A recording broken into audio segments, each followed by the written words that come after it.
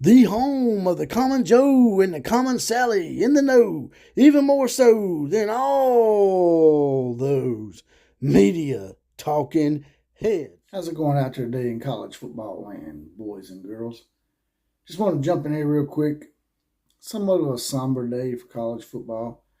One of our most colorful characters, Mike Leach, passed away of a massive heart attack. He was a colorful personality, a colorful coach, colorful interview. Colorful is the most thought of adjective that I can think of for Mike Leach. And that's why I like college football, is because of characters like Mike Leach. Sure, you have a few characters in the NFL, like and coaching and whatnot, and players and whatnot, but nothing like in college football where you got these characters like Mike Leach. And then you got contrasting styles with Nick Saban, Lane Kiffin, Jim Harbaugh. Lots of great personalities in college football. So when you lose one of those, man, you feel like a void, even when you're not a fan of their team. And this guy, to me, was like a common Joe as well. He was just like a common-looking guy that didn't even play. Matter of fact, I got a few notes over here on him because he had so many accomplishments for a guy that was just like sometimes an afterthought to people. But the man went and won at places nobody else could win at. He won in Lubbock, Pullman, Starksville. Those are pretty obscure places on the U.S. map when you think of big-time sports and whatnot. Yet he was able to win at those places. Mike Leach, if you go back and look at the history of Mike Leach, it's pretty astounding at all the places and all the places he went and all the things he touched on, which I didn't know some of the stuff until I looked it up. But he actually started his college coaching career at BYU. Not really a coach, probably like a graduate assistant. As I said, he couldn't play college football because of a horrific ankle injury in high school. But he did play rugby for BYU. Leave it to Mike Leach to play rugby. But while he was at BYU, he studied under the great Lavelle Edwards, who was the last coach, maybe the only coach. I have to look my history up. But I do know his last non-Power 5 school to win a national championship at BYU in 1984. And while he was at BYU, he also studied under the great Norm Chow, who wasn't a great coach, but he's one of the best offensive minds of all time, back in a pass-oriented offense. Can't even speak today. At BYU, when passing at that kind of rate was not an in vogue thing to do. It was sort of like a circus act. So he learned under two great guys to start with. And then after he left BYU, but before he left BYU, let me backtrack for a second.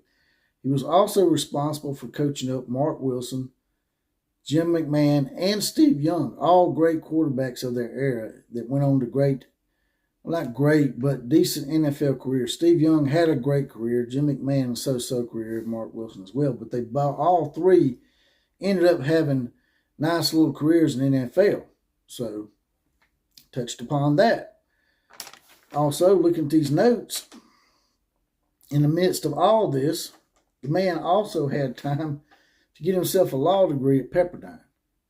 What you have is a guy that you think is a common Joe and just busting his ass just to be, a graduate assistant at BYU, to a guy that's getting a law degree like one of the yuppies.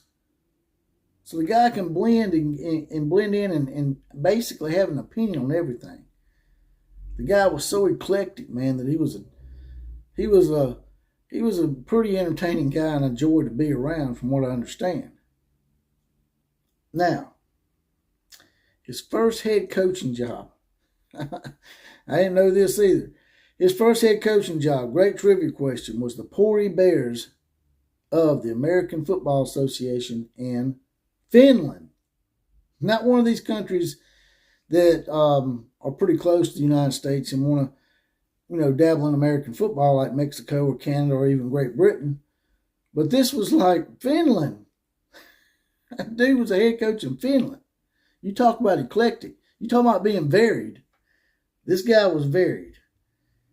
Like I said, he was the offensive coordinator under Hal Mumme That's where he got his first big break, really. He started with Hal Mumme at Iowa Wesleyan and went on to coach Valdosta State with Hal Mumme as well. Then was the offensive coordinator at Kentucky, where the air raid offense was on full display.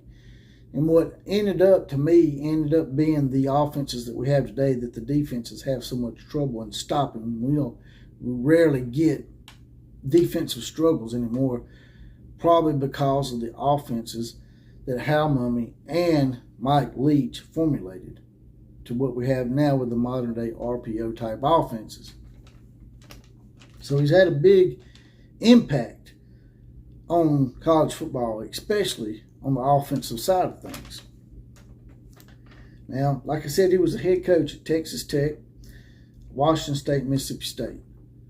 All these places.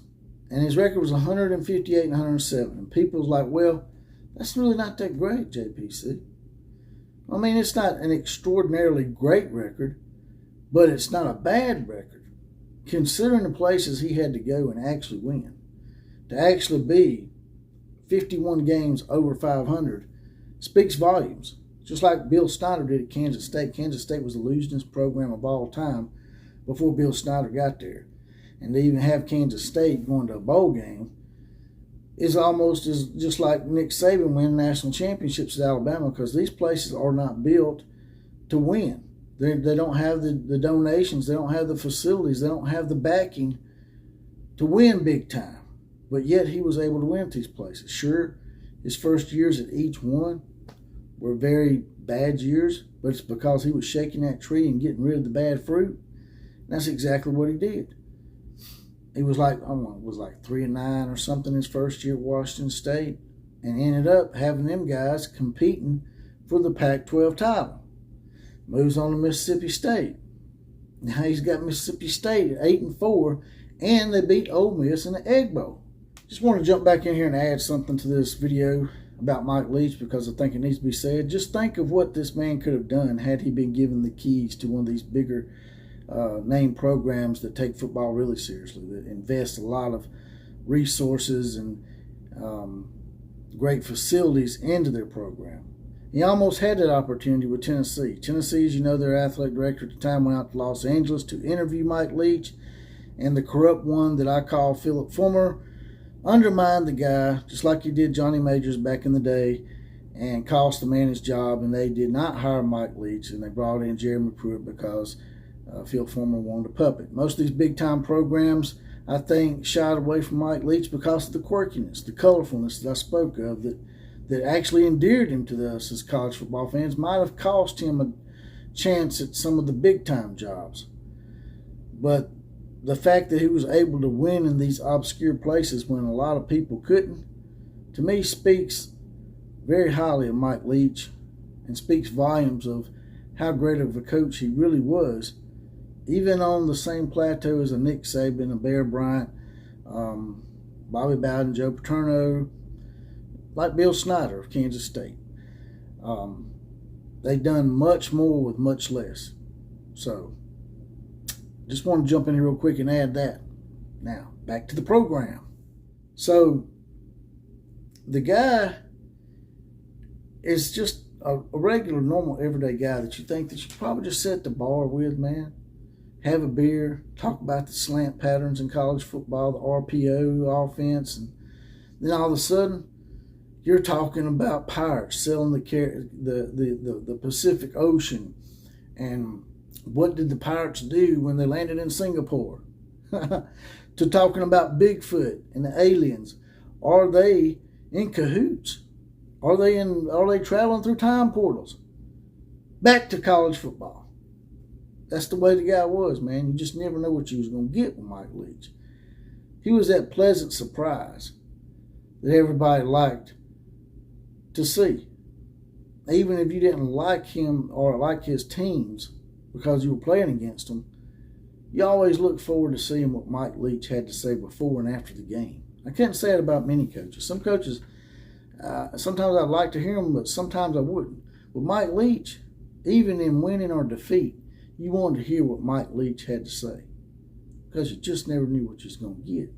It's like that Christmas tree with the Christmas presents underneath it. Sure, you know what you might be getting, but there's gonna be that one present you're gonna open. You're like, damn, I didn't see that coming. But man, was that great? Was that not great? That was some good entertainment, and that's what college football is. It's characters like Mike Leach that make a sport great for all of us common Joes and Sallies in the know to watch and to enjoy. He brought enjoyment to people. And amongst all these accomplishments and all this varied stuff, this man found time enough to do the most important thing. He had a great family. He had a wife of many years in Sharon, and then he had 4 kids. So the man was accomplished in everything. Normally, guys like that are so accomplished in football, they don't have time to have that kind of family life. But Mike Leach had that too. Mike Leach had a little bit of all of it. He dabbled in a little bit of everything, man. He lived a full life. So don't fret for Mike Leach. Let's just celebrate the time we had with him. And he was a great personality. Colorful and great. And that's all I got to say about that. You guys and gals, tell me what you think about all this. Tell me what your greatest memories were of Mike Leach when he was a head coach at all these teams. With that, I'm going to get off of here. I'm not going to end with my usual KMCA and, and all that stuff because it don't fit. But we'll catch you on the flip side.